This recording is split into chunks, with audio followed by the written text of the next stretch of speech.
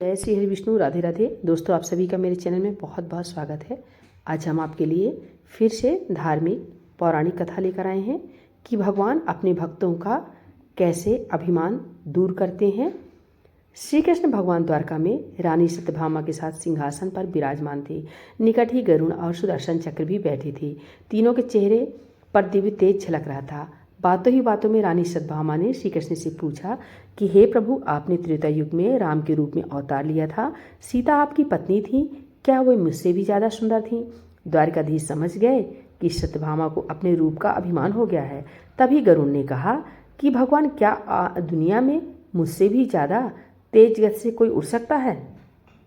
इधर सुदर्शन चक्र से भी रहा नहीं गया और वे भी कह उठे कि भगवान, मैंने बड़े बड़े युद्धों में आपको विजयश्री दिलवाई है, क्या संसार में मुझसे भी शक्तिशाली कोई है? भगवान मन ही मन मुस्कुरा रहे थे। वे जान रहे थे कि उनके तीनों भक्तों को अहंकार हो गया है और इनका अहंकार नष्ट करने का समय आ गया है। ऐसा सोचकर उन्होंने गरुड़ से कहा कि हे गरुड़, तुम हनुमान के पास जाओ और कहना कि भगवान राम माता सीता के साथ उनकी प्रतीक्षा कर रहे हैं। गरुड़ भगवान की आज्ञा लेकर हनुमान को लाने चल दिए। इधर श्री कृष्ण ने सत्यभामा से कहा कि देवी, आप सीता के रूप में तैयार हो जाएं और स्वयं द्वारिकाधीश ने राम का रूप धारण कर लिया। मधुसूदन ने सुदर्शन चक्र को आज्ञा देते हुए कहा कि तुम महल के प्रवेश द्वार पर पहरा दो और ध्यान रहे कि मेरी आज्ञा के बिना महल में कोई प्रवेश न करे। भगवान की आज्ञा पाकर चक्र महल के प्रवेश द्वार पर तैनात हो गए। गरुड़ ने हनुमान के पास पहुंचकर कहा कि हे वानर श्रेष्ठ, भगवान राम माता सीता के साथ द्वारका में आपसे मिलने के लिए प्रतीक्षा कर रहे हैं। आप मेरे साथ चलें, मैं आपको अपनी पीठ पर बैठाकर शीघ्र ही वहां ले चलूंगा। हनुमान ने विनयपूर्वक गरुड़ से कहा, आप चलिए, मैं आता हूँ। गरुड़ ने सोचा, पता नहीं है बूढ़ा वानर कब पहुँचेगा, खैर मैं भगवान के पास चलता हूँ। यह सोचकर गरुड़ शीघ्रता से द्वारका की ओर उड़े। पर यह क्या, महल में पहुंचकर गरुड़ देखते हैं कि हनुमान तो उनसे पहले ही महल में प्रभु के सामने बैठे हैं। गरुड़ का सिर लज्जा से झुक गया। तभी श्री राम ने हनुमान से कहा कि पवन पुत्र, तुम बिना आज्ञा के महल में कैसे प्रवेश कर गए?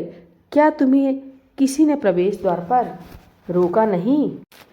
हनुमान ने हाथ जोड़ते हुए सिर झुकाकर अपने मुंह में सुदर्शन चक्र को निकालकर प्रभु के सामने रख दिया। हनुमान ने कहा कि प्रभु, आपसे मिलने से मुझे इस चक्र ने रोका था, इसलिए इसे मुंह में रख के मैं आपसे मिलने आ गया, मुझे क्षमा करें। भगवान मन ही मन मुस्कुराने लगे।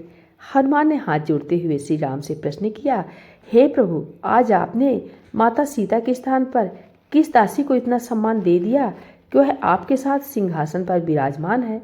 अब रानी सत्यभामा का अहंकार भंग होने की बारी थी।